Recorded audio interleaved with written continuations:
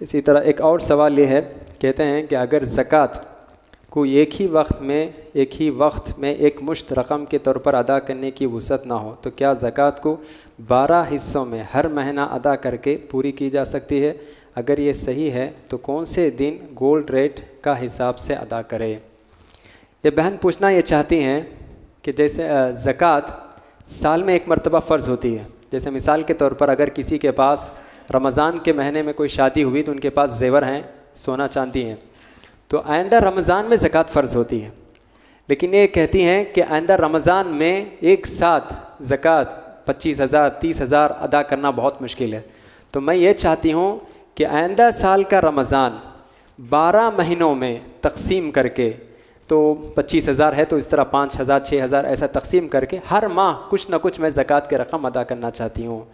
جیسے انسٹالمنٹ کہتے ہیں، تو اس طرح تو کیا یہ جائز ہے؟ جائز ہے۔ اگر آپ آئندہ سال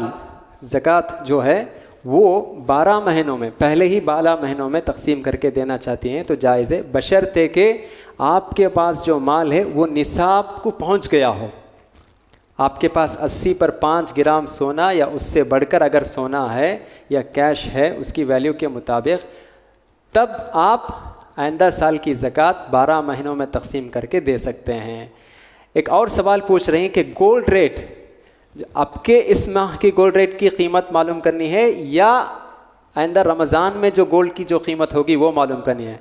آئندہ رمضان میں جو گولڈ ریٹ ہے وہی معلوم کرنی ہے۔ آپ دیتے آئیں گے، اس مرتبہ مثال کے طور پر میرے پاس 80 پر 5 گرام سونا ہے اور اس کا ویلیو ہے تقریباً 6 لاکھ یا 7 لاکھ ہے، اس کے حساب سے آپ دیتے آئیں گے، پھر آئندہ رمضان میں وہ 80 پر 5 گرام سونے کی ویلیو کیا ہے پھر ایک مرتبہ معلوم کریں گے، اور جو فرق باقی رہ جائے گا وہ آخری مہینے میں ادا کر دیں گے۔ تو یہ اس کی دلیل کیا ہے؟ اس کی دلیل یہ ہے کہ اللہ کے رسول صلی اللہ علیہ وسلم عمر رضی اللہ عنہ کو صدقہ وصول، زکوٰۃ وصول کرنے کے لیے بھیجتے ہیں۔ 3 آدمی ہوتے ہیں، ابن جمیل، خالد بن ولید، عباس رضی اللہ عنہ، یہ تینوں زکوٰۃ دینے سے انکار کر دیتے ہیں۔ تو اللہ کے رسول کہتے ہیں ابن جمیل نے جو زکوٰۃ دینے سے انکار کیا انہوں نے صحیح نہیں کیا، غلطی کی انہوں نے۔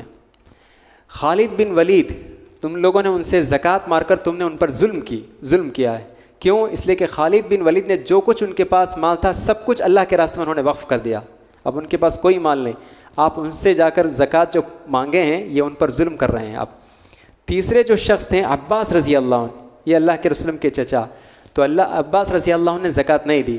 تو ان کے بارے میں یہ آتا ہے کہ اللہ کے رسول صلی اللہ علیہ وسلم نے اگلے سال 2 سال کی زکوٰۃ ایڈوانس میں ہی اللہ کے رسول صلی اللہ علیہ وسلم نے ان سے مانگ لی تھی، ان سے لے لی تھی، تو اس وجہ سے اللہ کے رسول نے کہا تم ان کی زکوٰۃ اگر وہ نہیں دیے ہیں تو کوئی بات نہیں، کیونکہ پہلے ہی اللہ کے رسول صلی اللہ علیہ وسلم نے ان سے زکوٰۃ لے لی ہے۔ تو اس سے معلوم ہوتا ہے کہ آئندہ سال کی زکوٰۃ ابھی سے اگر ہم دینا چاہتے ہیں تو کوئی حرج نہیں، اگر اس کی کوئی ضرورت ہو تو۔ اسی طرح ایک اور بات بھی میں کہنا چاہتا ہوں، دیکھیں میں نے کہا آئندہ رمضان کی زکوٰۃ ابھی آپ دینا چاہتے ہیں تو یہ جائز ہے، درست ہے، انسٹالمنٹ کی شکل میں ہر ماہ کچھ نہ کچھ آپ دینا چاہتے ہیں تو یہ جائز ہے، لیکن آئندہ سال میں جو رمضان میں جو زکوٰۃ فرض ہوتی ہے وہاں سے اگر آپ شروع کرتے ہیں تو یہ غلط۔ آئندہ سال رمضان میں زکوٰۃ فرض ہوتی ہے اور اس رمضان سے آپ تھوڑا تھوڑا تھوڑا زکوٰۃ دینا چاہتے ہیں تو یہ غلط، اس لیے کہ وہاں تاخیر ہو رہی ہے، زکوٰۃ دینے میں تاخیر ہو رہی ہے، اس طرح فرض ہونے کے بعد تاخیر نہیں کرنا، دیر نہیں کرنا۔ جیسا کہ میں نے اس سے پہلے بھی میں نے حدیث کہی تھی کہ اللہ کے رسول ایک مرتبہ نماز پڑھا رہے تھے، نماز کے فوری بعد آپ گھر تشریف لے گئے، پھر واپس آئے، تو صحابہ نے پوچھا کہ آپ ہمیشہ نماز کے بعد تھوڑی دیر ذکر کریں گے، آج فوری نکل گئے آپ، کیا بات ہے؟ تو اللہ کے رسول نے کہا مجھے کوئی زکوٰۃ صدقے کے چاندی یا سونا گھر میں ہے وہ مجھے یاد آ گیا، تو میں فوراً میں گیا اور اس کو جو ہے مستحق لوگوں تک پہنچا کر آیا۔